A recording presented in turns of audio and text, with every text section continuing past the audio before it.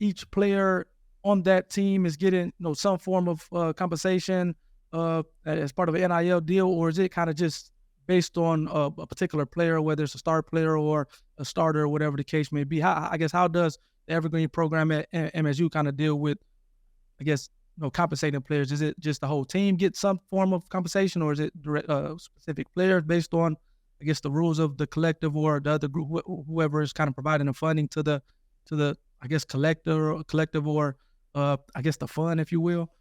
For sure, yeah, it's all of the above. So, starting with the Evergreen program, and as members of the athletic department, we don't decide, control, have anything to do with who gets paid what, whether it's a team-wide deal, not a team-wide deal.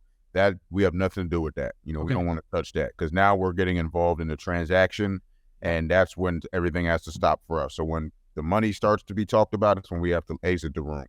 Okay. So there are a couple of collectives that do work with our student athletes, which is great, because it gives all of our, pretty much all of our student athletes, especially those from the Olympic sports, non-revenue sports, an opportunity to participate in NIL. As you mentioned, you're always going to have, some star players at the top that do have opportunities. But again, it's a little bit of a misnomer to think that every star player at every school is getting a robust amount of opportunity. There's probably only 2, 3, 4, maybe 5 total student athletes in the whole country that are getting like monumental deals Yep. because of their star power. And it's actually increased. So I'd say, if you would think about like Nike signing an athlete, or Adidas or New Balance, like those are starting to pop up a little more frequently. But again, that's on them. It's not we don't go seek out, Yep.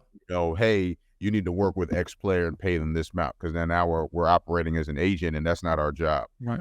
So our job is just to make sure that student athletes have the education to know that they can enter into a deal if they want to, or they can decide not to.